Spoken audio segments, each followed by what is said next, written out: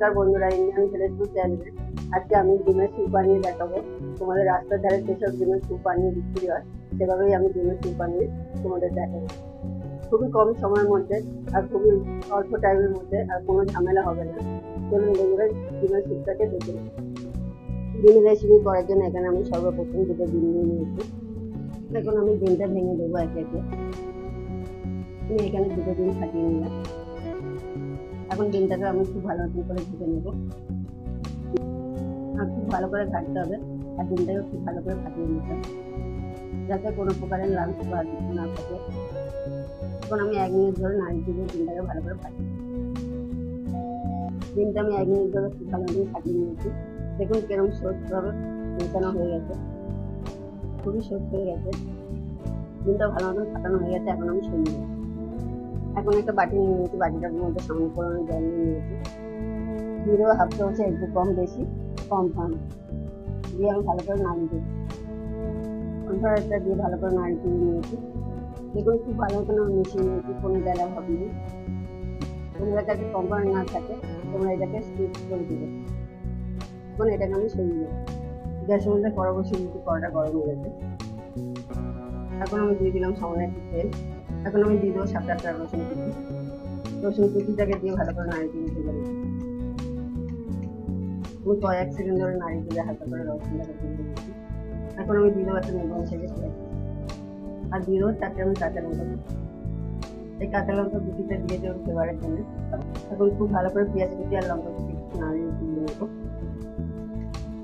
এখন সবগুলো উপকরণ আমি 2 মিনিট করে ভেজে নেবো।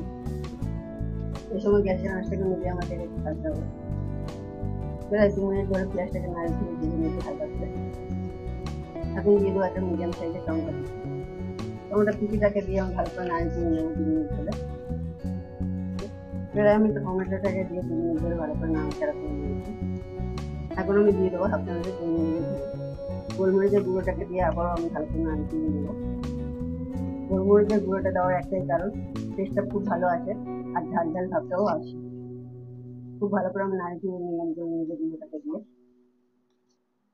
এখন আমি দিয়ে দেবো জল, 400 ml জল দিয়ে দিলাম। এখানে আমি 400 ml জল ব্যবহার করছি ডিমের জন্য। জলটাকে দিয়ে আমি ভালো করে নাড়িয়ে দিয়ে দেবো। খুব বেশি জল দিলে কিন্তু ভালো লাগবে না, তরকারিটা হয়ে যাবে আর খেতেও ভালো লাগবে। এখন আমি দিয়ে দেবো পরিমাণ নুন ওপর থেকে। নুনটাকে দিয়ে আমি ভালো করে নাড়িয়ে দিয়ে দেবো। জলটাকে দিয়ে খুব ভালো করে নাড়িয়ে দিয়ে নিতে হবে। এখন আমি জলটাকে 1 মিনিট ফুটতে টানিয়ে দেবো। ঝোলটা যখন একটু ফুটে আসবে দেখতে পাবে, তখন দিয়ে দেবে হাফ কেজি সয়া সস দিয়ে দিলাম। এখানে আমি হাফ চামচ সয়া সসটাকে দিয়ে নাড়িয়ে দিয়ে দেবো। সয়া সসটাকে দিলে খুব সুন্দর একটা চমৎকার ফ্লেভার আসে। হাতের কাছে থাকলে অবশ্যই কিন্তু দেওয়ার চেষ্টা করি। এখন আমি 2 থেকে 3 মিনিট নাড়িয়ে দিয়ে সবজিগুলোকে ভালো করে সিদ্ধ করে নেবো।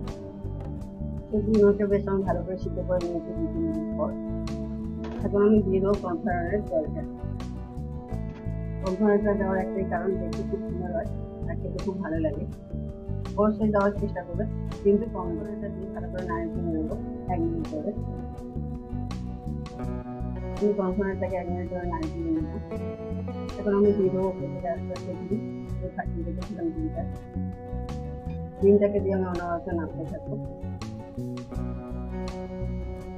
এই রেসিপিটা সবাই পছন্দ করে, সকলে, আর বাচ্চা থেকে বুড়ো সবাই খেতে ভালো লাগে। ডিমটাকে দিয়ে এভাবেই মিডিয়াম আঁচে 4-5 মিনিট নাড়াচাড়া করতে হবে। এই হেলদি স্যুপটা তৈরি করতে 5 থেকে 6 মিনিট টাইম লাগে। যে কোনো বাচ্চারা খেতে পারবে, এমনকি অসুস্থ পেশেন্টরা খেতে পারবে। আর এই মুহূর্তে তোমরা যারা আমার ভিডিওটাকে দেখছো তারা আমার চ্যানেলে সাবস্ক্রাইব করুন, লাইক করুন, আর বেশি বেশি করে শেয়ার করুন। 4-5 মিনিট পরে আমার স্যুপটা অনেকটাই ঘন হয়ে গেছে, দেখতে পাচ্ছি। এর বেশি ঘন করলে খেতে ভালো লাগে। এখন আমি দিয়ে দেবো ওপর থেকে ধনেপাতা কুচি। ধনেপাতা কুচিটাকে দিয়ে আমি একটু নাড়িয়ে দিচ্ছি। বন্ধুরা, তৈরি হয়ে গেল আমার ডিমের স্যুপ। এখন এটাকেও মিলাবো। দেখুন বন্ধুরা, ডিমের স্যুপটা আমার হয়ে গেছে, কত সুন্দর দেখতে। একদম বাচ্চাদের জন্য পারফেক্ট স্যুপ। তবে বাচ্চারা খেলে ঝালটা একটু কম নেবে, আর বড়রা খেলে নর্মাল ঠিকই আছে। এই এত সুন্দর স্যুপ রাস্তায় তোমরা তো প্রায় কিনে খাও, বাড়িতে বানালে অনেকটা পয়সা সেভ হয়ে যাবে। এতক্ষণ ধরে যারা আমার ভিডিওটাকে দেখলেন তাদেরকে অসংখ্য ধন্যবাদ।